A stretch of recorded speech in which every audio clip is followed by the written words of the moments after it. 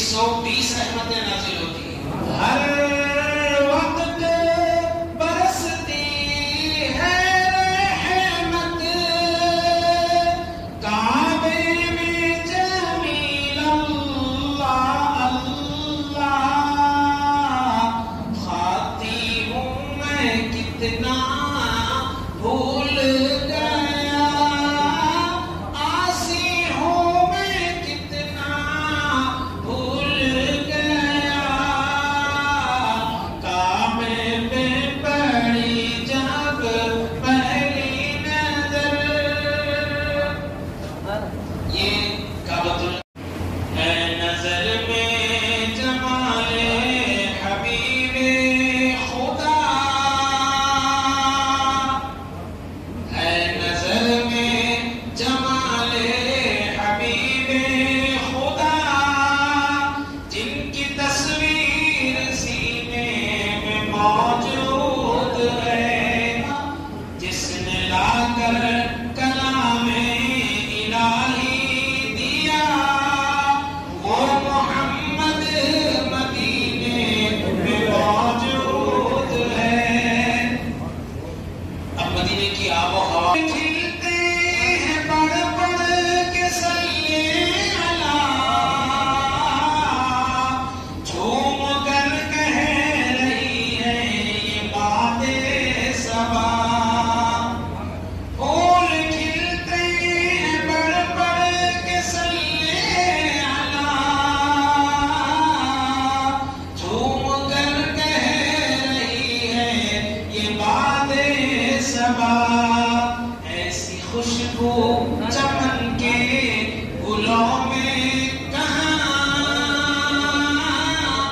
ऐसी खुशबू चमन के गुलों में कहाँ, जो नबी के पसीने में मौजूद है। छोड़ना तेरा तैबा गवारा नहीं, सारी दुनिया में ऐसा नजारा नहीं, जैसा मंजर ज़माने में देखा नहीं, वैसा मंजर मदीने में मौजूद है। हज़रात इकराम, हाजियों की गुलपोशी का ये तकरीब इस मस्जिद में तकरीबन 30 साल या 32 साल से मुसलसिल मुनक़िद की जा रही है। लिहाजा हमारा इरादा ये है कि अल्लाह के घर जाने वालों की हौसला अफजाई की जाए गुलपोशी के जरिए, और उनसे अपनी ख्वाहिश भी पेश की जाए, ताकि वो जब बारगाह इलाही में, बारगाह नबवी में पहुंचे हैं तो हमारे लिए भी दुआ करें, ताकि अल्लाह ताला हमें भी हाजिरी का शर्फ अता फरमाए। तो लिहाजा हर साल हम ये कोशिश करते हैं हमारे साथियों के साथ जो मुसल्लियान मस्जिद है, अल्लाह करे हमारी दुआ कबूल फरमाए, और जितने भी हजरात मुतमन्नी हैं कि बारगाह नबवी में हुजूर अल्लाह की बारगाह में हाजिर होने की तमन्ना रख रहे हैं, अल्लाह ताला जल्द अज जल्द उनकी ख्वाहिश को पूरा फरमाए। और जो आज़मीन हज अब जा रहे हैं, अल्लाह ताला उनकी सलामती अता फरमाए, उनके सफर को आरामदेह सफर बनाए, और हर कदम पर उन्हें आरामी अता फरमाए। और जो वो अल्लाह की बारगाह में अपने लिए दुआ मांगे, हम उनसे गुजारिश करते हैं कि अपनी दुआओं में हमारा भी हिस्सा रखे, हमारी भी मग़फ़िरत के लिए दुआ फरमाए, कि आजब के अल्लाह ताला हम सब की मग़फ़िरत फरमाए।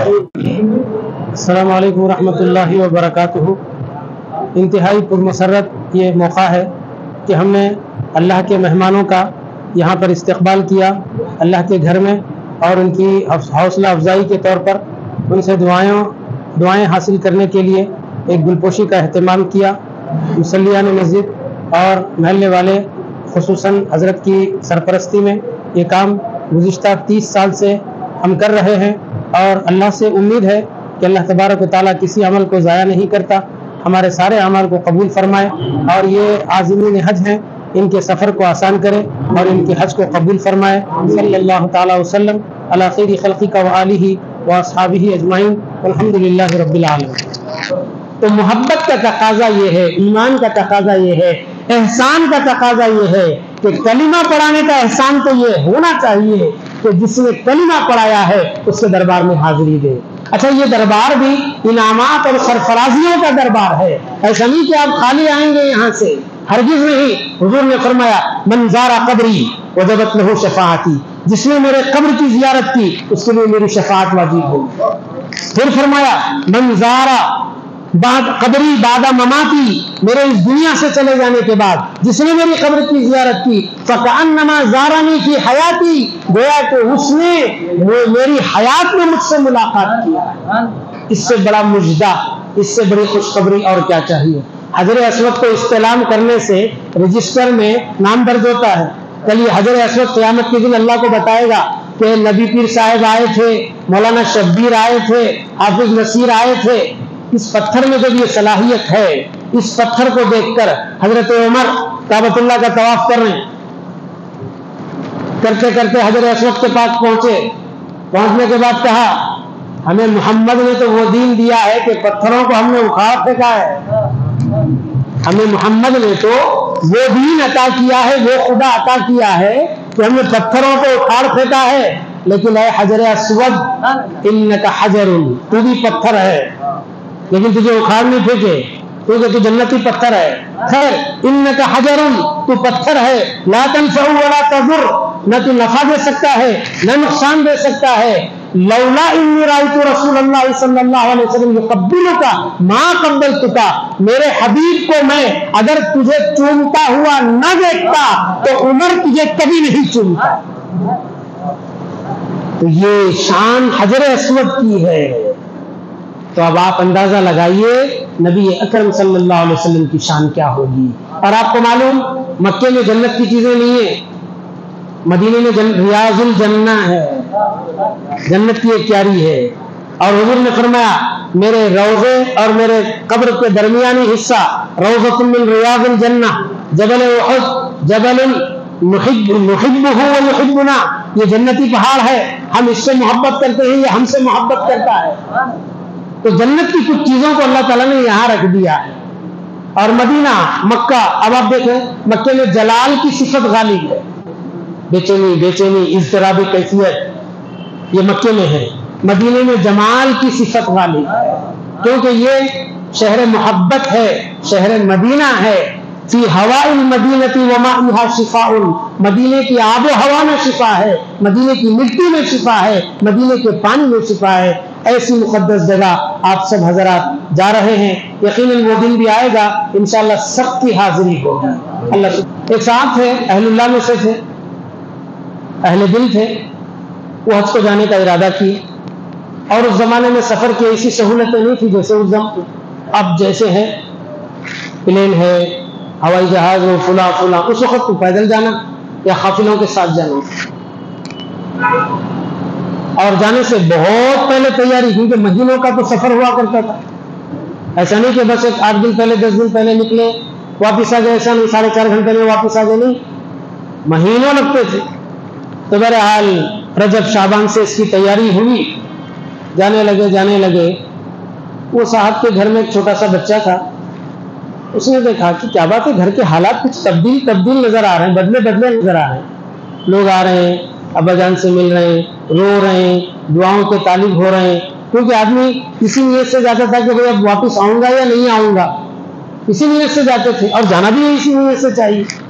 آگے واپس تو پلس پوائنٹ ہے زندگی کا، نہیں آ گئے تو بہت بڑی بات ہے. خیر، میرا یہ مطلب نہیں کہ آپ حج کو جائیں اور مر جائیں، وہاں کی جو طلب اور کیفیت ہے وہ بیان کرو. بچوں میں بہت چیزوں کو غور سے، اور بچوں میں جو ہے جذبات اور احساسات بہت تیز ہوتے ہیں، وہ ہر چیز کو محسوس کرتے ہیں. آ رہے ہیں، پہلے تو ایسا نہیں ہوتا تھا، گلے مل رہے ہیں، کوئی پھول پہنا رہے ہیں، کوئی دعاؤں کی گزارش کر رہے ہیں. یہ ساری چیزیں دیکھ کر بچے نے ایک دن پوچھا بجن یہ کیا ہو رہا ہے گھر میں؟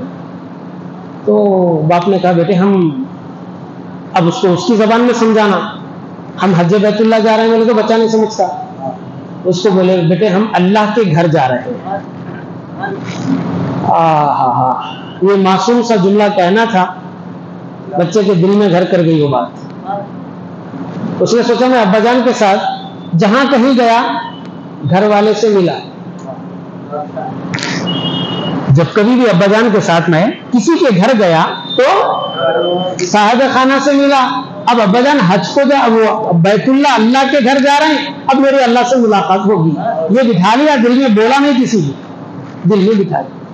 اب ضد کرنے لگا، ابو ہم بھی چلتے. بیٹے نے کہا بیٹے ابھی تم پر حج فرض نہیں ہوا، سفر کی صعوبتوں کو تکلیفوں کو تم برداشت نہیں کر سکتے، بہت لمبا سفر ہے. اس نے کہا نہیں، ہم جائیں گے تو آپ کے ساتھ ہی جائیں گے. عموماً باپ کو جو محبت ہوتی ہے یا تو بڑے سے سب سے زیادہ محبت ہوتی ہے یا نہیں تو سب سے چھوٹے سے زیادہ محبت ہوتی ہے، کہ طبیعت کا میلان ہوتا ہے. اب بچے کی ضد کے سامنے باپ ہار مان گئے. کہا چلو بیٹے.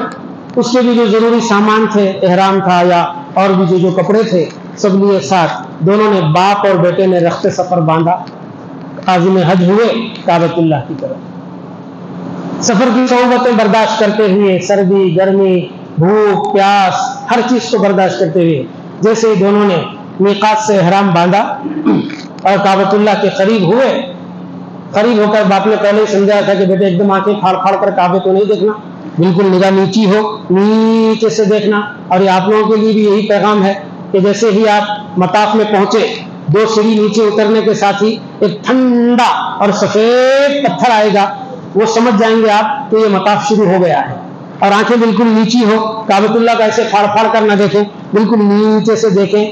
جیسے ہی کعبے پہ نظر پڑی، پلک جھپکنے سے پہلے جو دعا کرے قبول ہو جاتی ہے، جو دعا کرے. لیکن کوئی گناہ کی یا کوئی حرام کام کی نیت نہ کرے، حرام کام کی دعا نہ کرے. بہترین دعا یہ ہے کہ ربنا آتنا فی الدنیا حسنہ وفی الآخرۃ حسنہ وقنا عذاب النار. یہ دعا پڑھ لیں بس کافی ہو جائے. دنیا بھی سدھر جائے گی، آخرت بھی سدھر جائے گی، اور دوزخ کے عذاب سے بھی بچ جائیں گے. اس سے بڑا اور کیا چاہیے. تو باپ نے بھی بیٹے کو سب کچھ سمجھا دیا تھا.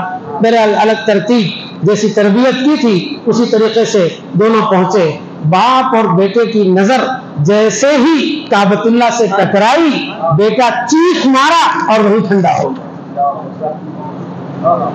باپ اہل نظر میں سے تھے، اہل اللہ میں سے تھے. کہا الہی ابھی سفر کی صعوبتیں ختم نہیں ہوئی، تھکان دور نہیں ہوئی، اب میں گاؤں جاؤں گا تو کیا صورت لے کر جاؤں گا. اگر اس کو موت دینا تھا تو آنے سے پہلے دینا تھا، یہ یہاں سے جانے کے بعد دینا تھا تاکہ سب کے سامنے ایک کی موت ہو جائے. یہ تو نے کیا کیا. آواز آئی طلبت بیت اللہ فوجدتہ، تو نے میرے گھر کی تلاش میں آیا تھا، تو نے پا لیا. فہو طلب رب البیت، اور اس نے کعبۃ اللہ کے رب سے ملاقات کے لیے آیا تھا اور اس نے اس کو پا لیا. اور جب وہ کوئی ہم سے مل جاتا ہے تو ہم اپنے پاس بلا لیتے ہیں اس کو، اس کے ساتھ. یہ تڑپ ہونی چاہیے